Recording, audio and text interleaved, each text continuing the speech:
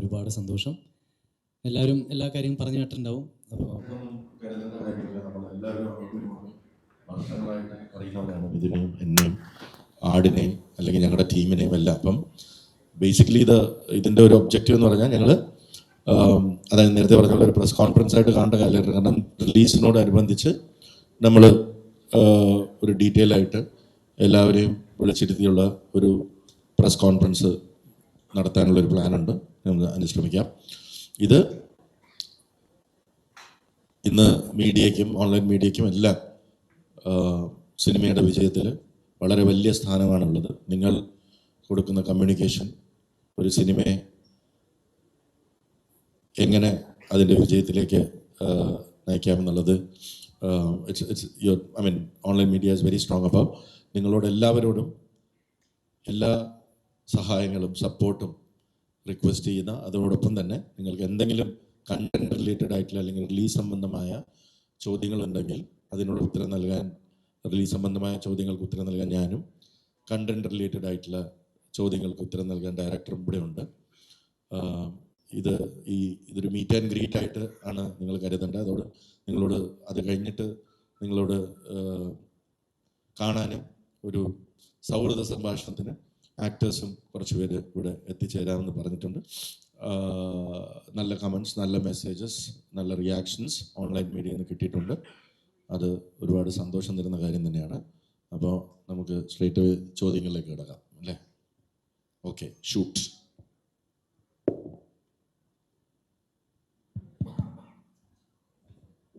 സിനിമയിൽ അഭിനയിച്ചിരിക്കുന്നവർക്ക് ചോദിക്കാനുള്ള ഇതില്ല, റൈറ്റ് ഇല്ല കേട്ടോ.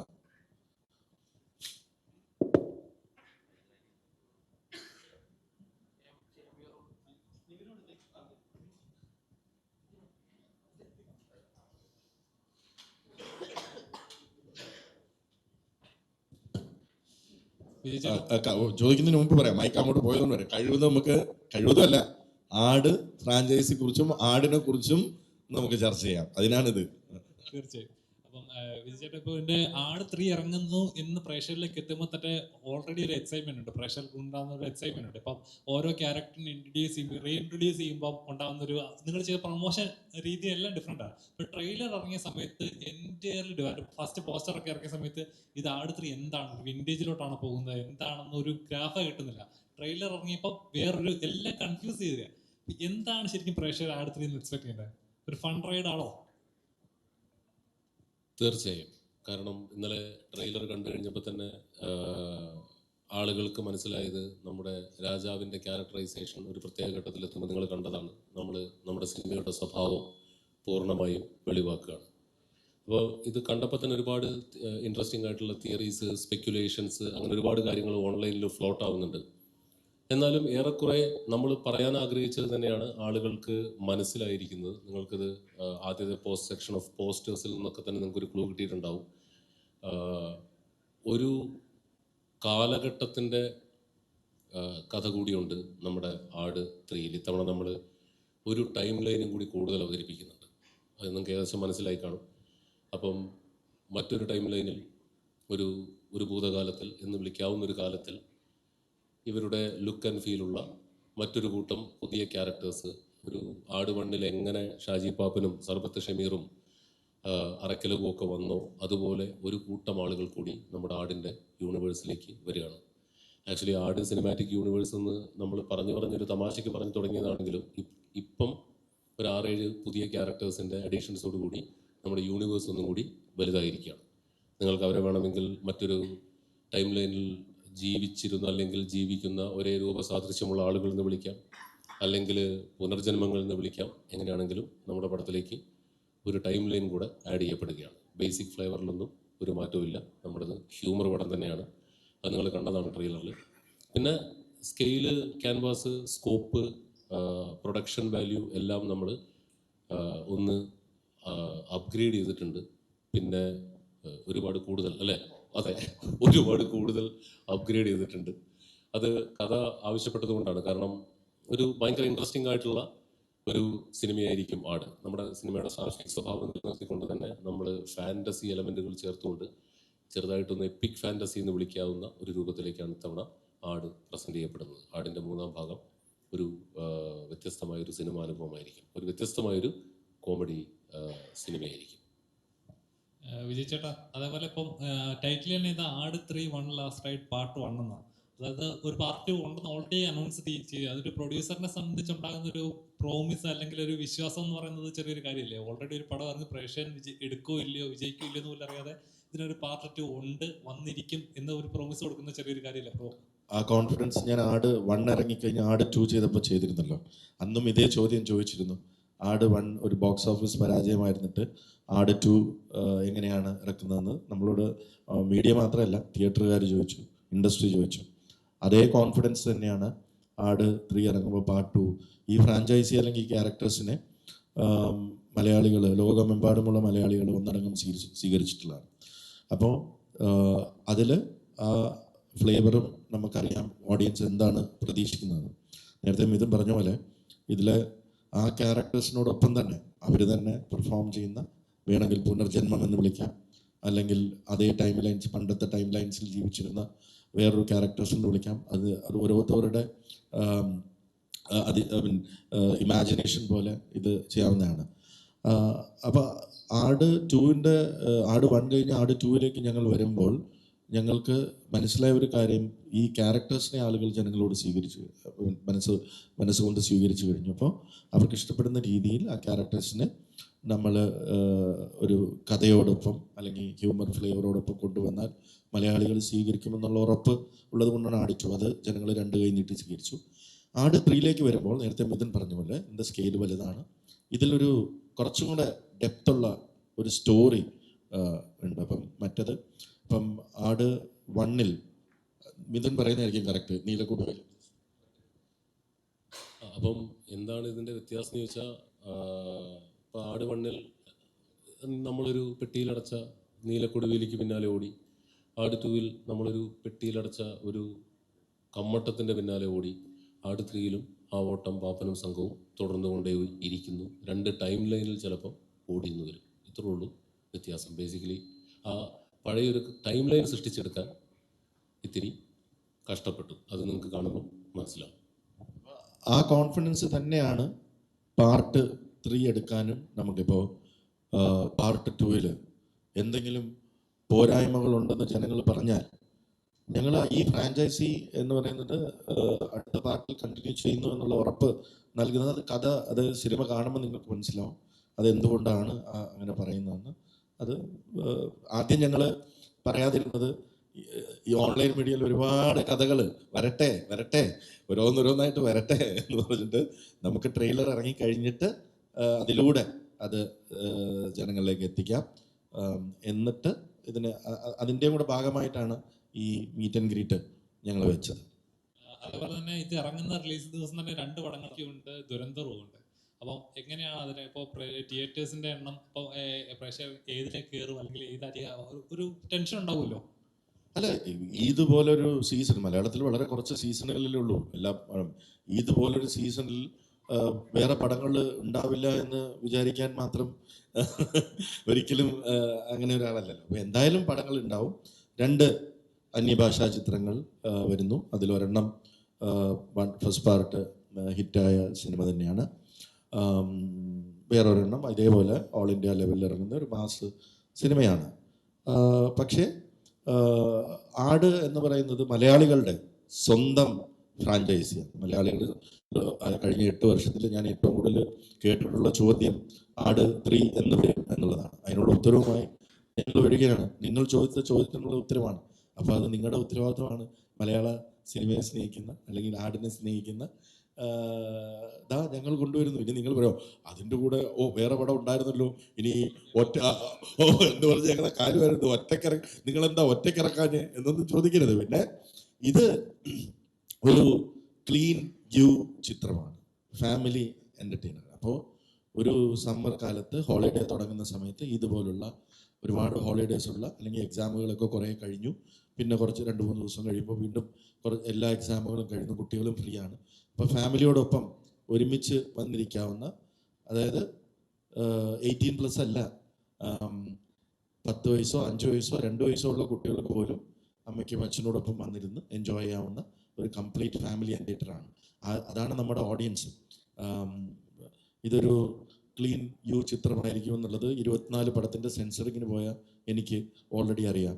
അതുകൊണ്ട് ഇനി എന്തെങ്കിലും അങ്ങനെ ഒരു കട്ട് സെൻസർ പറഞ്ഞാൽ തന്നെ ഞങ്ങളത് കട്ട് ചെയ്യാൻ തയ്യാറുമാണ്. കാരണം ഇത് എല്ലാ കുടുംബത്തോടെ ഒരുമിച്ചിരുന്ന് വന്ന് കാണേണ്ട സിനിമയായതുകൊണ്ട് ആ ഓഡിയൻസ് ആടിലേക്ക് വരും എന്ന്, തുടക്കത്തിൽ തന്നെ ആടിലേക്ക് വരും എന്ന് ഞങ്ങൾ പ്രതീക്ഷിക്കുന്നു.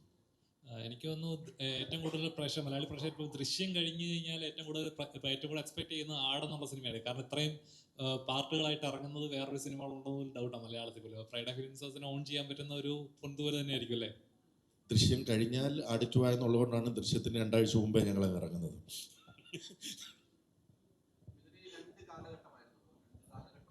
ഏറ്റെടുത്തു ഉണ്ടായിരുന്നു. ആ ഏറ്റവും റിസ്ക് ഏതായിരുന്നു ആ 2 കാലഘട്ടം ഷൂട്ട് ചെയ്യുമ്പോൾ താങ്കൾക്ക് ഡയറക്ടർ എന്ന നിലയിലേക്ക് സ്ക്രിപ്റ്റ് എഴുതുമ്പോഴും? തീർച്ചയായും എഴുതുമ്പം നമുക്കങ്ങനെ കാലഘട്ടങ്ങളുടെ ഡിഫറൻസ് വലുതായിട്ട് ഫീൽ ചെയ്യില്ല. കാരണം ഹ്യൂമർ 2 കാലഘട്ടത്തിലും വർക്കൗട്ട് ആക്കുക എന്നുള്ള ഫോക്കസേ നമുക്ക് ഉണ്ടാവുള്ളൂ. പക്ഷേ ഇത് എക്സിക്യൂഷനിലേക്ക് കടക്കുമ്പോഴാണ് നമ്മൾ ചലഞ്ചസ് നേരിടുക. കാരണം ഒരു 10-25 കുതിരകളൊക്കെ സിംഗിൾ ഫ്രെയിം വരിക എന്ന് പറഞ്ഞാൽ, ഞാനങ്ങനെ കുതിരകളൊന്നും ഇതിനു മുമ്പ് ഒരുപാട് വെച്ച് ഷൂട്ട് ചെയ്തിട്ടില്ല എന്ന് തന്നെ പറയാം. അപ്പോൾ പെട്ടെന്ന് നമ്മളൊരു വലിയ ഒരു എപ്പിക് സെറ്റപ്പിലേക്ക് ചെല്ലുമ്പം അത് റിയലി ചലഞ്ചിങ് ആയിരുന്നു. കാരണം 5-6 ഷോട്ടുകളൊക്കെ മാത്രം എടുക്കാൻ പറ്റുന്ന ദിവസം ആക്ടേഴ്സ് ഹോഴ്സ് റൈഡിങ് പഠിക്കണം. അങ്ങനെ ഒരു കൂട്ടം ആക്ടേഴ്സ് ആ ഭാഗത്തൊക്കെ ഇവിടെ ഇരിക്കുന്നുണ്ട്. അവരൊക്കെ ഹോഴ്സ് റൈഡിങ് പഠിച്ച് അത് ഇവരുമായിട്ട് കുതിരകൾ സെറ്റാവണം. അതിനിടയിൽ മഴ പെയ്യുന്നു. അങ്ങനെ ഒരു ഇപ്പം ഞങ്ങളൊരു 130ഓളം ദിവസം ഷൂട്ട് ചെയ്തത് ഏകദേശം 10 മാസത്തോളം എടുത്താണ്. മഴ ഒരു വലിയ ചലഞ്ചായിരുന്നു. ഇട്ട സെറ്റുകൾ കുറേ നശിച്ചുപോയി. പക്ഷെ അതെല്ലാം മറികടന്നുകൊണ്ട് നമ്മളിപ്പം റിലീസിന് തയ്യാറെടുത്ത് നിൽക്കുകയാണ്. അപ്പോൾ ഓഫ് കോഴ്സ് ഭൂതകാലം ഷൂട്ട് ചെയ്തപ്പം, പാസ്റ്റ് ടൈം ലൈൻ ഷൂട്ട് ചെയ്തപ്പം ഭയങ്കര ബുദ്ധിമുട്ടുകളുണ്ടായിരുന്നു, ചലഞ്ചിങ് ആയിരുന്നു. അറ്റ് ദ സെയിം ടൈം ഭയങ്കര കമ്പല്ലിങ് സിനാരിയോ ആയിരുന്നു. കാരണം നമ്മളിതുവരെ ചെയ്തിട്ടില്ലാത്ത ഒരു ഏരിയ എക്സ്പ്ലോർ ചെയ്തപ്പം എല്ലാവർക്കും അതൊരു കൗതുകമായിരുന്നു. ആ കൗതുകമാണ് നമ്മൾ ട്രെയിലറിൽ കാണുന്ന പാസ്റ്റ് ടൈം ലൈൻ വരുമ്പോൾ ആ വിഷ്വൽസിൻ്റെ പ്രൊഡക്ഷൻ വാല്യൂ, ക്വാളിറ്റി എന്നൊക്കെ പറയുന്നത്. എല്ലാവരും നമ്മുടെ DOP ആണെങ്കിലും നമ്മുടെ പ്രൊഡക്ഷൻ ഡിസൈനർ ആണെങ്കിലും കോസ്റ്റ്യൂം ആണെങ്കിലും എല്ലാവരും അതിനുവേണ്ടി ആത്മാർത്ഥമായി പ്രൊഡക്ഷൻ ടീമിൻ്റെ കൂടെ ജോലി ചെയ്തിട്ടുണ്ട്. അതുകൊണ്ട് തന്നെ അത് ഷൂട്ടിംഗ് ഇത്തിരി ബുദ്ധിമുട്ടായിരുന്നു. ബട്ട് സ്റ്റിൽ അപ്പം അത് എൻ്റർടൈൻമെൻറ്റ് ആക്കാനായിരുന്നു ഞങ്ങൾ ഈ കഷ്ടപ്പാടുകൾക്കിടയിലും ശ്രമിച്ചുകൊണ്ടിരുന്നത്. പിന്നെ 150 രൂപ കൊടുത്ത് സിനിമ കാണുന്ന പ്രേക്ഷകനെ സംബന്ധിച്ചിടത്തോളം എല്ലാ സിനിമയ്ക്കും ഒരേ കഷ്ടപ്പാട് തന്നെയാണ്. ബട്ട് ചലഞ്ചിങ് ഓഫ് കോഴ്സ് ഇതായിരുന്നു, ഭൂതകാലം ഷൂട്ട് ചെയ്യലായിരുന്നു. ഈ 2 കാലഘട്ടത്തിൽ ഈ പറഞ്ഞ പോലെ നമുക്ക് ചിരിക്കണം അല്ലേ, പ്രേക്ഷകർ ചിരിപ്പിക്കാനാണ് 2 കാലഘട്ടവും ഉപയോഗിക്കുന്നത് ഈ സിനിമയിൽ പറഞ്ഞത്. അപ്പം അതിൻ്റെ 2 കാലഘട്ടത്തെ മീറ്ററിൻ്റെ കാര്യത്തിലൊക്കെ ഒരു ശ്രദ്ധ ഡയറക്ടറും നിങ്ങളെല്ലാവരും ശ്രദ്ധിക്കേണ്ടായിരുന്നു. അത്തരം ഒരു ശ്രദ്ധ ഏതിനായിരിക്കും ഏറ്റവും കൂടുതൽ വേണ്ടി വന്നിരുന്നത്?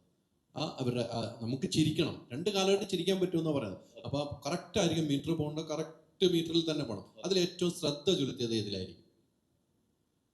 അതിൽ ഭൂതകാലത്തിലെ കോമഡികൾക്ക് ഭാഷാപരമായ ചില പരിമിതികൾ വരും. നമ്മളിവിടെ അടിക്കുന്ന പോലത്തെ നമ്മുടെ മോഡേൺ സ്ലാങ് ഉപയോഗിച്ചിട്ട് നമുക്ക് അവിടെ എളുപ്പത്തിൽ ഒരു സാധനം പറഞ്ഞ് ഫലിപ്പിച്ച് രക്ഷപ്പെടാൻ പറ്റില്ല. അപ്പം അവിടെ നമ്മൾ ചിലപ്പം കൊളോക്കിയൽ അന്ന് കാലത്ത് ഉപയോഗിച്ചിരുന്ന മലയാളം പറഞ്ഞാൽ ചിലപ്പോൾ ഇന്നത്തെ കാലത്ത് ആൾക്ക് മനസ്സിലായില്ല എന്ന് വരും. അങ്ങനെ ഒരു അപകടം ഉണ്ടായിരുന്നു. അപ്പോൾ അന്നത്തെ കാലത്തെ ഭാഷ എന്ന് പറയുന്ന സാധനത്തിന് ഏറ്റവും സിമ്പിളായിട്ട് ക്രാക്ക് ചെയ്തിട്ട് സംസാര ഭാഷയിലേക്കാക്കി, എന്നാൽ ആ ഒരു ഡിഫറൻസ് ഫീൽ ചെയ്യണമല്ലോ. ആ ഡിഫറൻസ് ഫീൽ ചെയ്ത് ഹ്യൂമർ ക്രിയേറ്റ് ചെയ്യാൻ വേണ്ടി എല്ലാവരും കഷ്ടപ്പെട്ടിട്ടുണ്ട്. കാരണം പറയുന്ന ഹ്യൂമറൊക്കെ റിജക്റ്റ് ആയിക്കൊണ്ടിരിക്കും. കാരണം ആ കാലത്ത് നമുക്ക് പറയാൻ പറ്റില്ല. അപ്പം അതിൻ്റെ ഭാഷയെല്ലാം ഒരു അല്പം പഴയ കാലത്തേക്ക് വെച്ച് അതൊരു സംസാര ഭാഷയാക്കി മാറ്റി. അങ്ങനെ ഇപ്പം ഇദ്ദേഹം ചെയ്യുന്ന കഥാപാത്രത്തിൻ്റെ പേര് എഞ്ചിനീയർ വറീദ് മാപ്പിള എന്നാണ്. വറീദ് മാപ്പിളയ്ക്ക് ഒരു കാരണവശാലും സർബത്ത് ഷമീർ പറയുന്ന പോലെ ആ ഭാഷാ പ്രയോഗം തന്നെ പറ്റില്ല. അപ്പം അത് ഇദ്ദേഹം ആസ് ആൻ ആർട്ടിസ്റ്റ് ഇദ്ദേഹം പറയുന്ന ഹ്യൂമറുകൾ നമ്മൾ പലതവണ പറഞ്ഞു നോക്കി, അത് നാട്ടുകാർക്ക് മനസ്സിലാവുകയും വേണം. അപ്പം അങ്ങനെ ഒരു ചിത്രീകരണ സമയത്ത് അങ്ങനെ ഭാഷാപരമായ ചില എന്താ പറയുക ഇൻട്രസ്റ്റിംഗ് ആയിട്ടുള്ള ട്രീറ്റ്മെൻറ്റുകൾ നമ്മൾ കഷ്ടപ്പെട്ട് പിടിച്ചിട്ടുണ്ട്. അത് ഭാഷകളുടെ വ്യത്യാസമാണ്. ഈ വിജയ് ബാബു കഴിഞ്ഞ ദിവസം എൻ്റെ ഇൻ്റർവ്യൂവിൽ പറഞ്ഞു, ജയസൂര്യ വരുമ്പോൾ ഒരു ബുക്കുമായിട്ടാണ് വരുന്നത്, കുറേ കാര്യങ്ങൾ എഴുതിയാണ്. പക്ഷേ ഒരു കാരണവശാലും മിഥുന സമ്മതിക്കില്ല. അങ്ങനെയാണ് നിങ്ങൾ അങ്ങോട്ട് എന്തെങ്കിലും സംസാരിക്കുന്നത്, പിന്നെ എന്തെങ്കിലും ആട്ടെ എന്നുള്ള രീതിയിലേക്കുള്ള സംസാരത്തിൽ വരും. അതെങ്ങനെയായിരുന്നു ആ എക്സ്പീരിയൻസ്? എങ്ങനെയായിരുന്നു? ജയേട്ടൻ ഭയങ്കരമായിട്ട് ഹ്യൂമർ സിനിമ ചെയ്യാൻ ഭയങ്കര ഇഷ്ടമുള്ള ആളാണ്. അപ്പം ജയേട്ടൻ ഒരുപാട് കാലം പല പ്ലാറ്റ്ഫോമുകളിൽ ഹ്യൂമർ ചെയ്തിട്ടുള്ളത് കൊണ്ട് ഒരു ഹ്യൂമർ സിറ്റുവേഷനെ ഇപ്പം നമ്മൾ ഹ്യൂമർ സിറ്റുവേഷൻ 10 രീതിയിലൊക്കെ വേണമെങ്കിൽ നമുക്ക് ക്രാക്ക് ചെയ്യാം. അങ്ങനെ ഒരു 6 or 7 രീതി ക്രാക്ക് ചെയ്യാൻ ശ്രമിക്കുന്ന ഒരാളാണ് ജയേട്ടൻ. അപ്പം സ്വാഭാവികമായും അദ്ദേഹത്തിൻ്റെ ക്യാരക്ടർ വെച്ച് ഒരുപാട് ഹോംവർക്കുകളൊക്കെ ആയിട്ടാണ് വരിക. എന്നിട്ട് അത് അവിടെ വന്ന് നമ്മളിങ്ങനെ റിഹേഴ്സ് ചെയ്ത് അതിനകത്ത് ഏറ്റവും നല്ലതെന്ന് തോന്നുന്നതാണ് നമ്മൾ എടുക്കുക. അപ്പം അത് ജയേട്ടൻ ആട് 1 മുതൽ നമ്മൾ പിന്തുടരുന്ന ഒരു രീതിയാണ്. ഒരു ഹ്യൂമർ സിനിമ ഇനിയിപ്പോൾ ചേട്ടൻ വരികയാണെങ്കിൽ ചേട്ടൻ അത് പ്രിപ്പയർഡ് ആയിട്ട് ചേട്ടൻ്റെ കയ്യിൽ ഒരുപാട് കൗണ്ടേഴ്സ് ഉണ്ടാവും. അതിനകത്ത് ചിലപ്പം നല്ല സാധനങ്ങൾ തിയേറ്ററിൽ രസകരമായിട്ട് വർക്കൗട്ട് ആവുന്ന സാധനങ്ങൾ നമ്മൾ ഫിൽട്ടർ ചെയ്തെടുക്കും. അപ്പോൾ ചേട്ടനോട് വർക്ക് ചെയ്യുക എന്നുള്ളത് അങ്ങനത്തെ ഒരു മൂഡിലാണ് പോവുക.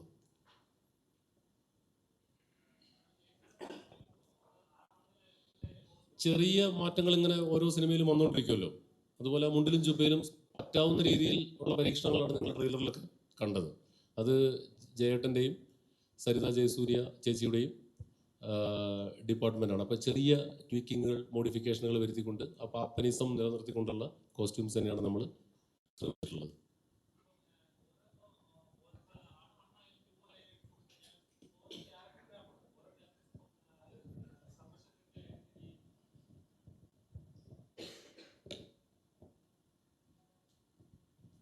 അപ്പോൾ ഇവരുടെ ഗ്യാങ്ങിലുള്ളവരുടെ കഥാപാത്രങ്ങളിൽ ഓരോരുത്തർക്കും ഓരോ ഗ്രാഫ് ഉണ്ട്. അപ്പം ചിലർക്ക് ഓവറായിട്ട് എക്സ്പ്ലോർ ചെയ്യാനായിട്ട് പറ്റില്ല, ചിലർക്ക് നല്ലോണം എക്സ്പ്ലോർ ചെയ്യാൻ പറ്റുമായിരിക്കും. അപ്പം ഇപ്പോൾ ആട് 1-ലുള്ളവരുടെ കഥാപാത്രങ്ങൾ ആട് 2-ലേക്ക് വന്നപ്പോൾ ഇച്ചിരി കൂടി ഗ്രാഫ് കൂടി.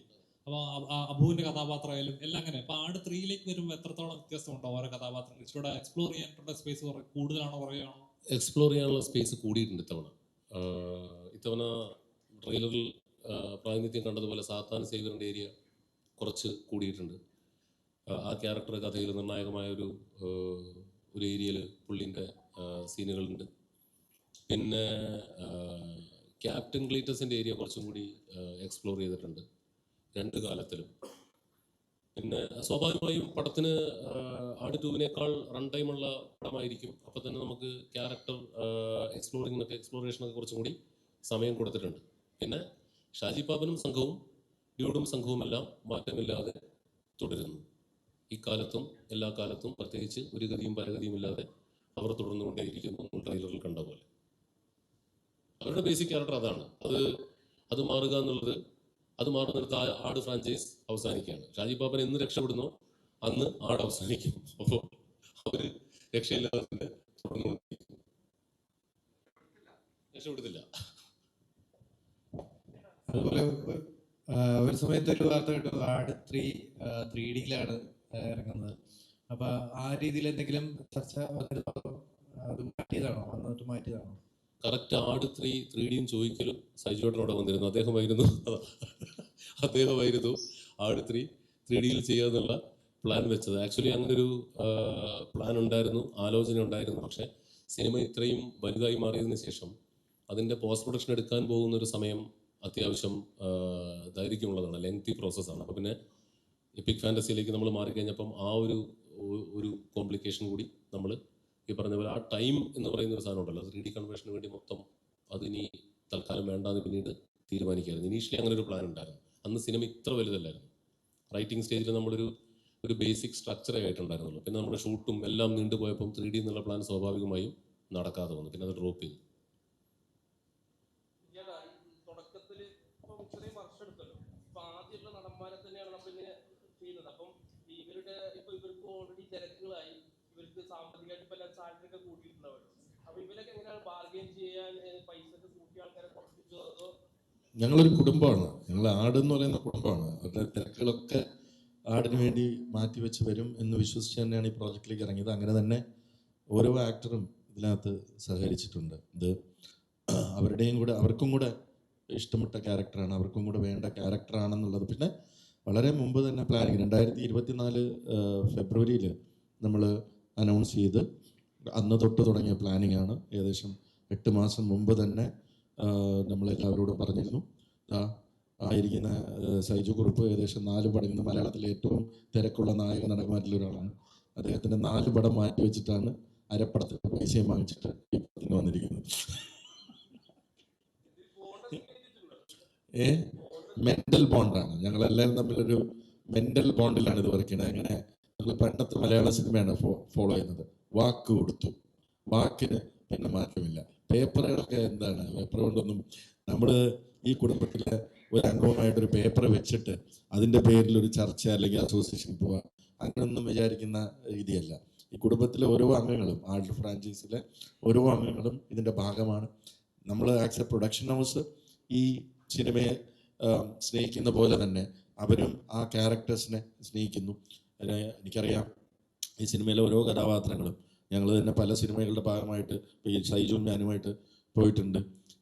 എന്നെ ഷമീർ സാറേ എന്നും സൈജുവിനെ അബു എന്നാണ് വിളിക്കുന്നത്. ഞങ്ങൾ ചിലപ്പോൾ അറിയാതെ തിരിഞ്ഞു നോക്കാതെ പോകും. അപ്പോൾ ചോദിക്കും ജാടയാണോ എന്ന്. അപ്പോഴാണ് നമ്മളെയാണല്ലോ വിളിച്ചതെന്ന് പറഞ്ഞ് തിരിഞ്ഞു നോക്കിയിട്ട്. അപ്പം അത്രമാത്രം എന്നോട് ഇന്ദ്രൻ ചേട്ടൻ പറഞ്ഞിട്ടുണ്ട്, എത്രയോ സിനിമകളിൽ അഭിനയിച്ചിട്ടുണ്ട്, ഇപ്പോൾ പോകുമ്പോൾ പലയിടത്തും പോകുമ്പോൾ ശശിയാചാര്യൻ എന്നാണ് വിളിക്കുന്നതെന്ന്. അപ്പം അതാണ് അതിൻ്റെ. അപ്പം അത്രയും മാത്രം അവർ സ്നേഹിക്കുന്നുണ്ട്. അതുകൊണ്ട് ഈ സിനിമയായിട്ട് വളരെ വളരെ നല്ല രീതിയിൽ എല്ലാ ആക്ടേഴ്സും ഓരോ എനിക്ക് ജയസൂര്യ തൊട്ടിട്ട് വേറെ ഒരു സിനിമയും ജയസൂര്യ സിനിമയുടെ സമയത്ത് ചെയ്തിട്ടില്ല. 6 മാസം എന്ന് പറയുന്നത് 10 മാസത്തോളം ഷൂട്ട് പോയി, 10 മാസത്തോളം. അതിനുശേഷം ലുക്ക് ചേഞ്ച് ഉണ്ടായിരുന്നു. അതിൻ്റെ ഇടയിൽ നേരത്തെ മിഥുൻ പറഞ്ഞ പോലെ ഹോഴ്സ് റൈഡിങ് പഠിക്കാനായിട്ട് കുറേ സമയം അവരെടുത്തു. അതിൻ്റെ ഇപ്പോൾ പഴയ കാലത്തെ ഇപ്പോൾ മേക്കപ്പിനും കോസ്റ്റ്യൂമിനും തന്നെ ഓരോ ദിവസവും 1-2 മണിക്കൂറൊക്കെ ഓരോ ക്യാരക്ടേഴ്സിന് എടുക്കാറുണ്ട്. അപ്പോൾ അതിനൊക്കെ ഒരുപാട് സമയം. പിന്നെ ഇവരിട്ടിരിക്കുന്ന കോസ്റ്റ്യൂമൊന്നും അത്ര ഹെവി ലൈറ്റ് വെയിറ്റ് ഉള്ള സാധനങ്ങളൊന്നും അല്ല. ഞാനിടയ്ക്ക് ചോദിച്ചു, ഈ രാജാക്കന്മാരൊക്കെ പണ്ട് ഇങ്ങനെയായിരുന്നോ? രാവിലെ എണ്ണീറ്റ് ഇതൊക്കെ ഇട്ട് ഇങ്ങനെയാണോ ഇറങ്ങി നടക്കാറ്? ഈ സാധനം വെച്ചിട്ടാണ് അവരൊക്കെ യുദ്ധത്തിന് പോകുന്നത്. ബിക്കോസ് ആ തലയിലിരിക്കുന്ന ഹെൽമെറ്റിന് ഏകദേശം 3 കിലോയോളം ഭാരമുണ്ട്. അപ്പോൾ അത് സ്റ്റെഫി എന്ന് പറയുന്ന ഞങ്ങളുടെ കോസ്റ്റ്യൂം ഡിസൈനർ 6 മാസമോ 5 മാസമോ കണ്ടാണ് ഇതിൻ്റെ പ്രൊക്യൂർമെൻറ്റിന് മാത്രം നടന്നിട്ടുള്ളത്. സ്റ്റെഫി പല ഇൻ്റർവ്യൂവിലും പറഞ്ഞിട്ടുണ്ട്. അത് രാജസ്ഥാൻ, ഡൽഹി, നോർത്ത് ഇന്ത്യയിൽ മൊത്തം, അതുപോലെ ഹൈദരാബാദ്, അങ്ങനെയുള്ള പല സിനിമകളിൽ നിന്ന് കൂടാതെ ഇന്ത്യയിലെ വലിയ ഇതവന്നെ പീരിയോഡിക് സിനിമ ചെയ്തിട്ടുള്ള മറ്റുള്ള കോസ്റ്റ്യൂം ഡിസൈനേഴ്സുമായിട്ടും കൂടെ കൺസൾട്ടൻ്റായിട്ട് വെച്ചിട്ടാണ് നമ്മളത് അവരുടെ നിന്നും കൂടെ ഒക്കെ ബോറോ ചെയ്തിട്ടുണ്ട്. അപ്പം അത്രയും കഷ്ടപ്പെട്ടാണ് സിനിമ. ആ 10 മാസത്തോളം എൻ്റെ ഷൂട്ട് നടന്നു എന്ന് പറയുമ്പോൾ തന്നെ എന്തുമാത്രം ആ ആക്ടേഴ്സ് ഈ സിനിമയെ സ്നേഹിക്കുന്നുണ്ടെന്നോ അറിയാം. സോ ബോണ്ടും കാര്യങ്ങളൊന്നുമില്ല, വാക്കാണ്. ഇവരില്ലാതെ എന്ത് സിനിമ? അതൊക്കെ അവർക്കും അറിയാം. നേരത്തെ ഇതിൻ്റെ കഥ ഇല്ലേ ഉണ്ടാവുന്നു, ഇതിൻ്റെ പാർട്ട് 2 ഉണ്ടാവുന്നൊക്കെ ഉള്ള അറിയാം. പിന്നെ ഈ പാപ്പനൊക്കെ രക്ഷപ്പെടത്തില്ലെന്നൊക്കെ ഇതും ചുമ്മാ ഒരു നമ്പർ അടിച്ചതാ. ഇപ്രാവശ്യം രക്ഷപ്പെടാനുള്ള സാധ്യത ഞാൻ കാണുന്നുണ്ട്.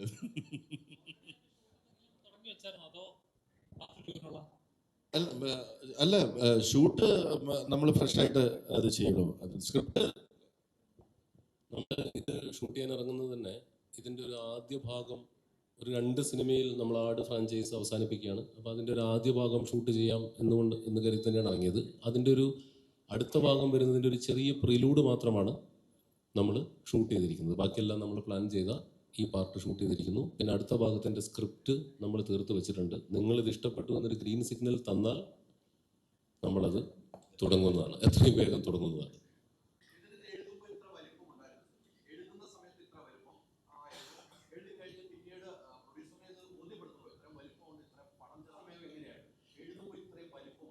ഇത്രയും വലിയൊരു, അതായത് ഇപ്പോൾ നേരത്തെ പറഞ്ഞ ശമ്പളത്തിൻ്റെ കാര്യമൊക്കെ വന്നല്ലോ, നെഗോസിയേഷൻ്റെ കാര്യമൊക്കെ, എല്ലാവർക്കും വാരിക്കോരി ശമ്പളം കൊടുത്തേക്കാന്നൊക്കെ കരുതിയാണ് നിർമ്മാതാവ് വരുന്നത്. പക്ഷേ സ്ക്രിപ്റ്റ് വായിച്ചു കഴിഞ്ഞപ്പോഴാണ് ആ പ്ലാനെല്ലാം തകിടം പൊറിച്ചത്. കാരണം ബഹുഭൂരിപക്ഷ ശമ്പളവും നമുക്ക് സ്ക്രീനിലേക്ക് കാണിക്കാൻ ആവശ്യമായി വന്നു. അപ്പോൾ ആ വലിപ്പം നമ്മൾ എഴുത്തിൽ തന്നെ ഉണ്ടായിരുന്നു. അപ്പോൾ അത് ഷൂട്ട് ചെയ്ത് തുടങ്ങിയപ്പോൾ അതിങ്ങനെ ചലഞ്ചിങ് ആവും നമുക്കറിയാമായിരുന്നു. അതുകൊണ്ടാണ് നമ്മൾ വിജയചേട്ടൻ, വേണുചേട്ടനെ കൂടി പ്രൊഡക്ഷനിലേക്ക് കൊണ്ടുവരുന്നത്. കാരണം അങ്ങനെ ഒരു സ്കോപ്പുള്ള ഒരു വലിയ സംരംഭമാണ് ആട് 3.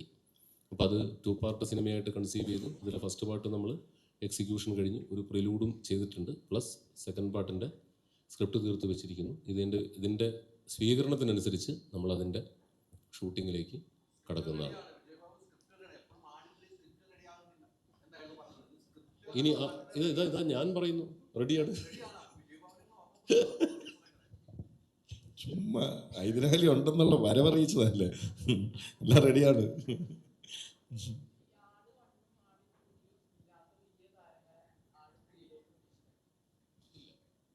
മെയിൻ കഥാപാത്രങ്ങളെല്ലാം ഇത് തന്നെയാണ്. പിന്നെ നിങ്ങൾ ട്രെയിലറിൽ കണ്ടവല്ലോ, ഒരാൾ വേറൊരു നമ്മുടെ ഹോളിവുഡിൽ നിന്നും ഒരു ആക്ട്രസ് വരുന്നുണ്ട്, അലിയ ബോൺ എന്നാണ് അവരുടെ പേര്. ഓൾറെഡി നിങ്ങൾ ട്രെയിലർ കണ്ടാണ്. അതാണ് മെയിൻ കഥാപാത്രം. ചെറിയ ചെറിയ കഥാപാത്രങ്ങൾ വന്നും പോയി ആടിച്ചൂലും മണ്ണിലും ഉള്ള പോലെ തന്നെ വന്നും പോയി നിൽക്കും. അത് തീർക്കാനാണ് ഞങ്ങൾ ഇവിടെ ഇരിക്കുന്നത്. ചോദിച്ചോ എന്താണ്? എന്താ? ഇല്ല ഇല്ല ഇല്ല.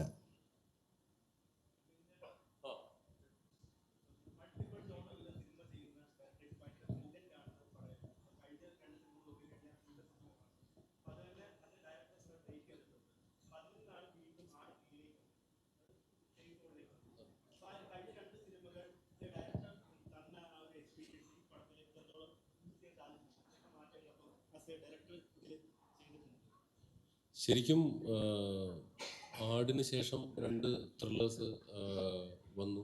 5-ാം പാതിര വന്നു, അബ്രഹാം ഓസ്ലർ ചെയ്തു. അതോടൊപ്പം തന്നെ ഹോട്ട്സ്റ്റാറിന് വേണ്ടി ഒരു സീരീസും പൂർത്തിയാക്കിയതിന് ശേഷമാണ് നമ്മൾ ആടിൻ്റെ ഷൂട്ടിലേക്ക് കടന്നത്. അപ്പോൾ ത്രില്ലർ അതിനിടയിൽ ഗരുഡൻ എഴുതി, ഫീനിക്സ് ചെയ്തു. അപ്പോൾ ത്രില്ലേഴ്സ് എന്ന് പറയുന്നത് ആക്ച്വലി ഐ ലൈക്ക് ദം. നമുക്ക് ഭയങ്കര ഇഷ്ടപ്പെട്ട എൻ്റെ പ്രിയപ്പെട്ട ജോണറുകളിൽ ഒന്ന് തന്നെയാണ്. വേണമെങ്കിൽ പ്രിയപ്പെട്ട ജോണർ എന്ന് തന്നെ പറയാവുന്ന ഒന്നാണ്. പക്ഷേ ഇപ്പോൾ കോമഡി സേഫ് സോൺ എന്ന് പറയുമ്പം ആക്ച്വലി കോമഡിയാണ് പാട്, ബുദ്ധിമുട്ട്. കാരണം ത്രില്ലർ ചിലപ്പോൾ നമുക്ക് എങ്ങനെയെങ്കിലുമൊക്കെ ത്രില്ലൊക്കെ അടുപ്പിച്ച് ചിലപ്പോൾ രക്ഷിച്ചെടുക്കാനൊക്കെ പറ്റിയേക്കും. പക്ഷേ ഹ്യൂമറിന് നമ്മൾ ഒരു ഹ്യൂമർ സീൻ ക്രിയേറ്റ് ചെയ്തിട്ട് നിങ്ങൾ ചിരിച്ചില്ലെങ്കിൽ പോയി. ഇപ്പോൾ ലോക സിനിമയിൽ ആക്ച്വലി എല്ലാവരും പറയുന്നത് എടുത്ത് ഫലിപ്പിക്കാൻ ഏറ്റവും ബുദ്ധിമുട്ടുള്ള ജോണറാണ് കോമഡി. അതെന്തുകൊണ്ടോ ആദ്യം തന്നെ ഓം ശാന്തി ഓശാനയിൽ തുടങ്ങിയപ്പോൾ അതെ പല ഏജ് ഗ്രൂപ്പിലും പല ഹ്യൂമർ, അങ്ങനെ ഒരുപാട് ചലഞ്ചസ് ഉണ്ട് ഹ്യൂമറിന്. അപ്പോൾ അതെന്തുകൊണ്ട് ഓം ശാന്തി ഓശാനയിൽ അത് ക്ലിക്കായപ്പം അതിൻ്റെ ഒരു നാക്ക് പിടിച്ച് നമ്മൾ കുറച്ച് സിനിമകൾ ചെയ്തതാണ്. അത് ആടിലും വർക്കൗട്ടായി. അപ്പോൾ പിന്നെ പ്രിയപ്പെട്ട ജോണർ ചെയ്യാനൊരു അവസരം കിട്ടിയപ്പോൾ ത്രില്ലേഴ്സ് ചെയ്തു. നമ്മൾ ഓൾറെഡി ആട് 3, ആട് 2ൻ്റെ സമയത്ത് അനൗൺസ് ചെയ്തതാണ്. തിരിച്ചു വീണ്ടും നമ്മൾ ഹ്യൂമറിലേക്ക് വരുന്നു. ഇത്തവണ നമ്മൾ പുതിയൊരു ആടുമായിട്ട് വരികയാണ്. 8 വർഷങ്ങൾക്ക് ശേഷം പുതിയൊരു ആടുമായിട്ട് വരുന്നു.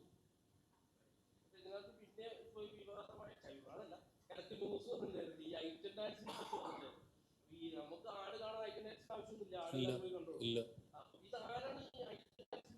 ശരി, എന്നോടാണോ ചോദിക്കുന്നത്? അത് ഞാൻ നിങ്ങളോട് ചോദിക്കേണ്ട ചോദ്യമല്ലേ. ഇത് ആക്ച്വലി നമ്മൾ ആടിനകത്ത് ഐറ്റം സോങ് എന്ന് പറഞ്ഞൊരു കോൺസെപ്റ്റ് ഇല്ല.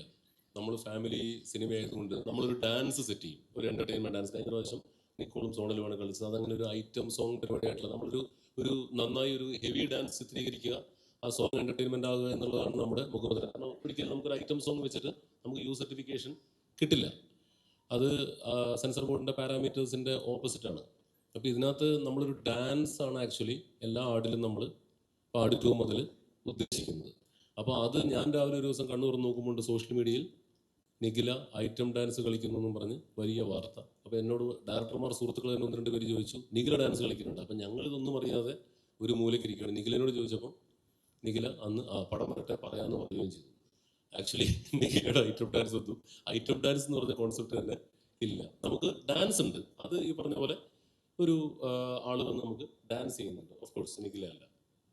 എന്താണെന്ന് വെച്ചാൽ ഒരു സിറ്റുവേഷന് അനുയോജ്യമായിട്ടുള്ള കോസ്റ്റ്യൂം ഇട്ടിട്ടല്ലേ ഡാൻസ്. ഇപ്പം ഒരു കൊള്ളസൊക്കെ ഇട്ടിട്ട് ഡാൻസ് കളിക്കുമ്പോൾ ഭരതനാട്യത്തിൻ്റെ ഡ്രസ്സ് ഇട്ട് കളിക്കാൻ പറ്റില്ലല്ലോ.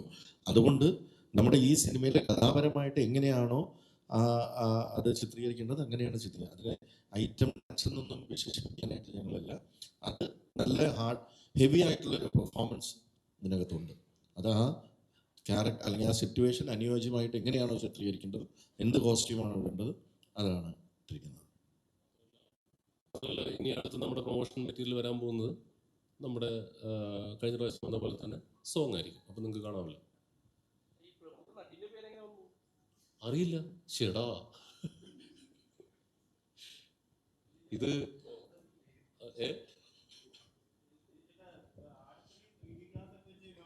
വെച്ച് കണ്ടോ, എന്നിട്ട് കിട്ടുന്നില്ലെങ്കിൽ ഊരിയാ മതി.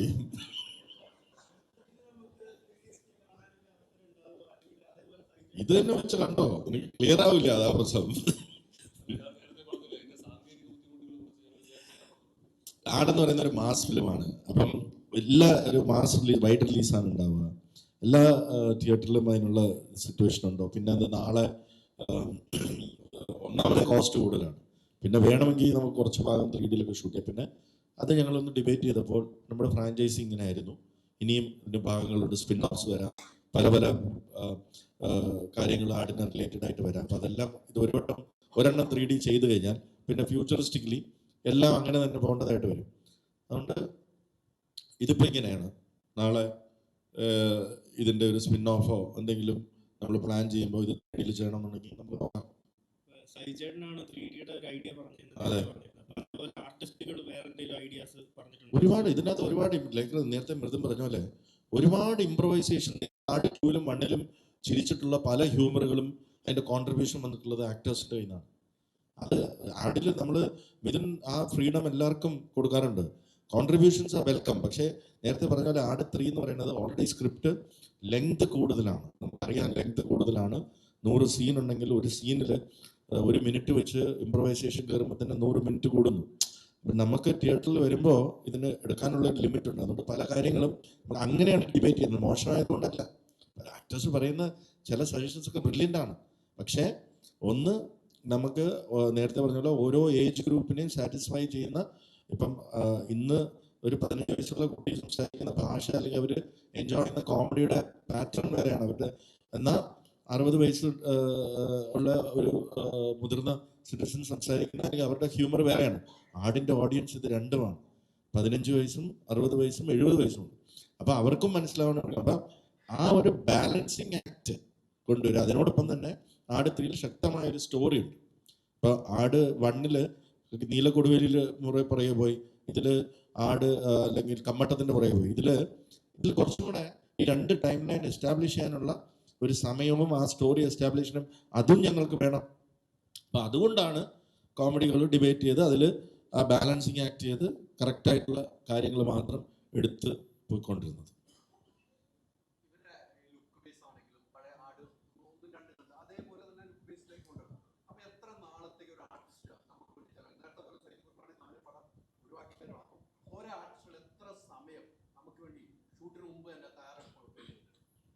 ഇതിൽ ഇപ്പം നമ്മൾ പാസ്റ്റ് ടൈം ലൈനാണ് ആദ്യം ഷൂട്ട് ചെയ്തത്. അപ്പോൾ എല്ലാവരും പഴയ കാലഘട്ടത്തിൽ നമ്മൾ ആ ട്രെയിലറിൽ കണ്ട രാജാവിൻ്റെയും ആ ലുക്കുകളിലാണ്. അപ്പോൾ അത് തന്നെ ചിത്രീകരണം ഏകദേശം ഒരു 4-5 മാസത്തോളം പോയി.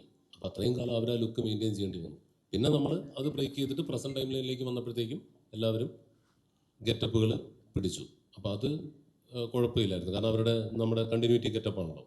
പക്ഷേ മറ്റേ കാലം ഇവർ ഈ ലുക്കും വെച്ച് ഒരുപാട് കാലം അത് മെയിൻറ്റെയിൻ ചെയ്ത് നടക്കേണ്ടതായിട്ട് വന്നു. ബേസിക്കലി ഒരു 4-5 മാസം ഒരു ലുക്കിൽ തന്നെ നടക്കേണ്ടി വന്നിട്ടുണ്ട് ആ പാസ്റ്റ് ടൈം ലൈൻ്റെ ഒരു ലുക്കിൽ.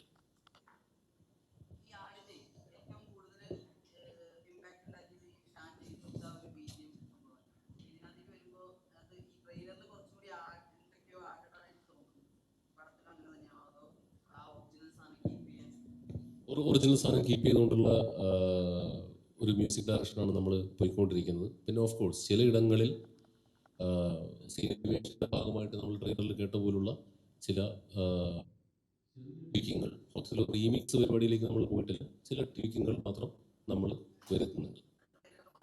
അത്രേ ഉള്ളൂ. അത് അത്രയും ക്യാരക്ടേഴ്സിനെ ചുരുങ്ങിയ സമയത്തിൽ ഉൾപ്പെടുത്താൻ വേണ്ടിയിട്ടാണ് അങ്ങനെ ഒരു പരീക്ഷണം നടത്തിയത്. അപ്പം നമുക്കിത് ഈ മീറ്റ് ആൻഡ് ഗ്രീറ്റും ചോദ്യങ്ങളും ഇവിടെ വെച്ച് നമുക്ക് നിർത്താം. ഇനി നമുക്ക് കൊച്ചു വർത്താനങ്ങൾ പറയാം പേഴ്സണലി. അപ്പോൾ ക്യാമറകളെല്ലാം ഓഫ് ചെയ്ത് നമുക്ക് സൈഡിലോട്ട് വെച്ചിട്ട്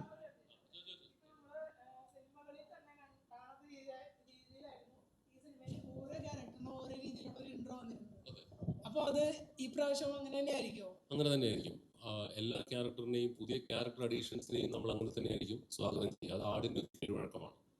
അല്ലെങ്കിൽ നമ്മൾ മാസം ട്രീറ്റ് കളയും, അങ്ങനെ കൊണ്ട് പറഞ്ഞുകൊണ്ടിരുന്നത്. പക്ഷെ അങ്ങനെയല്ല, പ്രധാനപ്പെട്ട ക്യാരക്ടേഴ്സ് വരുമ്പോൾ നമ്മൾ അങ്ങനെയാണ് അവതരിപ്പിക്കുക. നമ്മുടെ ഒരു പടത്തിൻ്റെ ഒരു രീതിയും സ്റ്റൈലും അങ്ങനെയാണ്. പിന്നെ നമ്മുടെ സജിവേട്ടൻ അകത്ത് ആർട്ടിസ്റ്റുകൾ വന്നിട്ടുണ്ട്, അവരോട് സംസാരിക്കാം, വിശേഷങ്ങൾ ചോദിക്കാം. തൊട്ടുപുറത്തിരിക്കുന്ന ആളെ നിങ്ങളൊന്ന് പരിചയപ്പെട്ട് വെക്കേണ്ടതാണ്. അനീസ് നാടോടി, അദ്ദേഹമാണ് നമ്മുടെ പ്രൊഡക്ഷൻ ഡിസൈനർ. ആടിൻ്റെ പടുകൂറ്റൻ വിഷ്വൽസിന് പിന്നിൽ പുള്ളിയാണ്. പിന്നെ നമ്മുടെ ഭാഗത്ത് വന്നിട്ടുള്ള നമ്മുടെ അപ്പം നമുക്ക് നേരത്തെ പറഞ്ഞ പോലെ ഇനി നമുക്ക് കുറച്ച് പേഴ്സണലി കുറച്ച് വർത്താനം പറയാം. അപ്പം നിങ്ങളുടെ എല്ലാ സഹായ സഹകരണങ്ങളും ഈ ചോദ്യങ്ങൾ വേണ്ട, ഒന്ന് ഫോട്ടോ പോസ്റ്റ് ചെയ്യാം. അപ്പം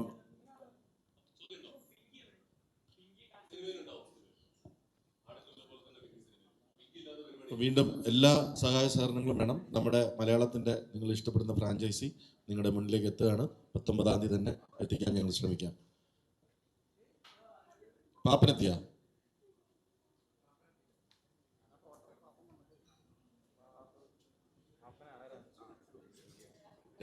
ചോദ്യങ്ങൾ വേണ്ട, ഞങ്ങൾ പ്രസ് കോൺഫറൻസ് പിന്നെ ആർട്ടിസ്റ്റുമായിട്ട് വെച്ച് ചെയ്യുന്നതായിരിക്കും. എല്ലാവർക്കും നമസ്കാരം.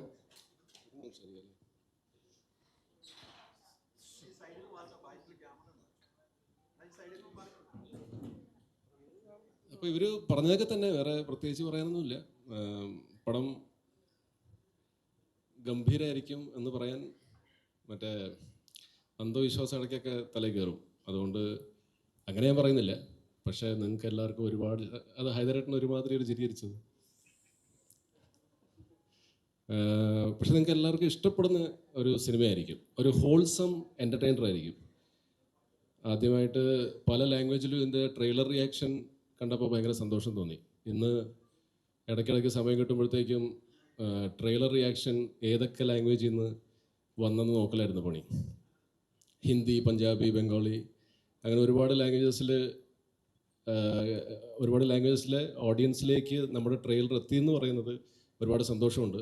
അതിനകത്ത് 1-2 ട്രെയിലർ റിയാക്ഷനിൽ അവർ പറഞ്ഞത് 1ഉം 2ഉം കണ്ടിട്ടില്ല, ഇനി കാണാൻ പോകുന്നേ ഉള്ളൂ. പക്ഷേ ഇതിൻ്റെ ട്രെയിലർ ഭയങ്കരമായിട്ട് അവർക്ക് ഇഷ്ടപ്പെട്ടെന്ന്. അത് എങ്ങനെ അവർക്കത് അവരുടെ കണ്ണിലേക്ക് എത്തിയെന്നുള്ള അറിയില്ല, പക്ഷേ ദ ലൈക്ഡ് ഇറ്റ്. ആൻഡ് അവർ ക്യാരക്ടേഴ്സിൻ്റെ പേര് റിയാക്ഷൻ പോകുമ്പോഴത്തേക്കും ക്യാരക്ടേഴ്സിൻ്റെ പേരും പറയുന്നുണ്ടായിരുന്നു. അപ്പോൾ അത് ഒരുപാട് സന്തോഷം നൽകി. Thank you. ആ ഓഡിയൻസിന് വേണ്ടി ആട് 2 നമ്മൾ എല്ലാ ലാംഗ്വേജിലും ഡബ് ചെയ്ത് അടുത്ത ദിവസം തന്നെ അത് യൂട്യൂബിലൂടെ തന്നെ റിലീസ് ചെയ്യണം. അപ്പം ആ ഫ്ലേവർ അല്ലെങ്കിൽ ആ ക്യാരക്ടേഴ്സിൻ്റെ മാനറിസം അവർക്ക് മറ്റുള്ള ഭാഷയിൽ, ഇപ്പോൾ മലയാള സിനിമയെ ഒരുപാട് നോൺ മലയാളീസ് കാണാൻ ശ്രമിക്കുന്നതുകൊണ്ട് അങ്ങനെ ഒരു കാര്യം കൂടെ നമ്മൾ ചെയ്തിട്ടുണ്ട്. ഇത് അനീസ് താരോടി ഈ സിനിമയ്ക്ക് വേണ്ടി ഏറ്റവും കൂടുതൽ കഷ്ടപ്പെട്ട ഒരാളാണ്, നമ്മുടെ ആർട്ട് ഡയറക്ടറാണ്. എത്രയോ മാസങ്ങളും ദിവസങ്ങളും അദ്ദേഹം വെയിലും മഴയും ഒക്കെ കൊണ്ട് ഇതിൻ്റെ ഗംഭീരമായ സെറ്റുകൾ ഒരു വട്ടമല്ല, ചില സെറ്റുകളൊക്കെ 2-3 വട്ടം അതേപോലെ ഇറക്റ്റ് ചെയ്തുകൊണ്ട് മഴ കാരണം പലതും പൊളിഞ്ഞൊക്കെ പോയി. അനീസിന് കൊടുക്കാം. Thank you sir, thank you for coming. പറഞ്ഞ പോലെ എല്ലാവരെയും പോലെ തന്നെ എക്സൈറ്റഡ് ആണ് ആട് 3ൻ്റെ കാര്യത്തിൽ. അപ്പം എന്നെപ്പോലെ ഒരു മനുഷ്യന് കരിയറിൽ ചെയ്ത ഏറ്റവും വലിയൊരു പ്രൊജക്റ്റാണ്. ഇങ്ങനൊരു പ്രോജക്റ്റ് ചെയ്യാൻ മുന്നോട്ട് വന്ന പ്രൊഡക്ഷൻ കമ്പനികൾ, ഫ്രൈഡേ ഫിലിംസിനെയും കായ ഫിലിംസിനെയും അപ്രീഷിയേറ്റ് ചെയ്യുന്നു. എൻ്റെ ഒരു ടീം പോലെ ഓൾമോസ്റ്റ് ഒരു 300 ദിവസത്തെ സ്പാനിലാണ് നമ്മൾ 130 ഡേയ്സ് ഷൂട്ട് ചെയ്തത്. മഴയോടും കാലാവസ്ഥയോടൊക്കെ ഭയങ്കരമായിട്ട് സ്ട്രഗിൾ ചെയ്തിട്ടും ഫൈറ്റ് ചെയ്തിട്ടുമാണ് ഇത് കംപ്ലീറ്റ് ചെയ്തിട്ടുള്ളത്. ആൻഡ് നിങ്ങൾക്ക് അതിനൊരു ഗ്രാൻഡിയർ ഇപ്പോൾ ട്രെയിലറിൽ തന്നെ മനസ്സിലായിട്ടുണ്ടാകും, ചെറിയൊരു സൂചന. അപ്പം നമ്മളിട്ടത് ബേസിക്കലി സെറ്റിൻ്റെ കാര്യത്തിൽ സംസാരിക്കുകയാണെങ്കിൽ we were not putting just sets, വലിയൊരു എൻവിറോൺമെൻറ്റ് തന്നെയാണ് ഇതിനു വേണ്ടി ക്രിയേറ്റ് ചെയ്തിട്ടുള്ളത്. ഓരോ സെറ്റിൻ്റെയും കാര്യത്തിൽ ജസ്റ്റ് ഒരു സെറ്റ് പീസ് എന്നതിൻ്റെ അപ്പുറത്തേക്ക് അതിൻ്റെ ഒരു വലിയൊരു എൻവിറോൺമെൻറ്റ് വൈസ് തന്നെ ആ ഒരു ഏരിയനെ എക്സ്പ്ലോർ ചെയ്യാൻ പ്രൊഡക്ഷൻ കമ്പനീൻ്റെ സപ്പോർട്ട് ഉണ്ടായിരുന്നു. ആൻഡ് ഇത്രയും നല്ലൊരു ടീം വർക്കും കരിയർ വൈസിൽ ഇറ്റ് ഈസ് മൈ 28ാമത്തെ പടമാണെന്ന് തോന്നുന്നു. ബട്ട് ഇത്രയും ഭംഗിയായി, ഇത്രയും ആവേശത്തോടു കൂടി 1ാം നാൾ മുതൽ ഏറ്റവും അവസാന ദിവസം വരെ ഇപ്പോൾ തിയേറ്ററിൽ റിലീസിന് വേണ്ടി എല്ലാവിധ സർവ്വസന്നാഹങ്ങളോട് കാത്തുന്നൊരു സിനിമ വേറെ ഇല്ല. So I am requesting you all to reach theatre with family and friends on March 19th. Thank U.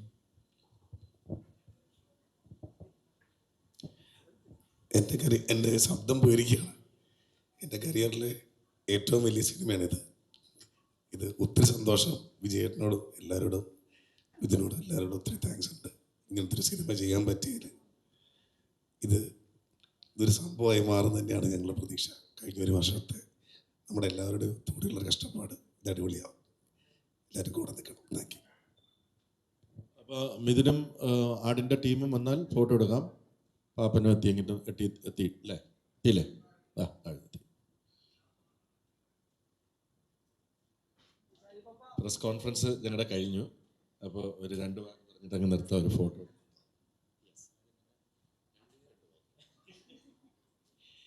എല്ലാവർക്കും നമസ്കാരം.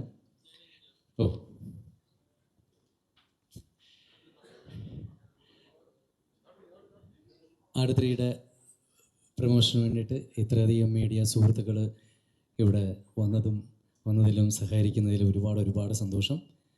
എല്ലാവരും എല്ലാ കാര്യവും പറഞ്ഞു കേട്ടിട്ടുണ്ടാവും. അപ്പോൾ മാർച്ച് 19-ാം തീയതിക്ക് വേണ്ടിയിട്ട് ഞങ്ങൾ എല്ലാവരും വെയിറ്റ് ചെയ്യാണ്. Thank you.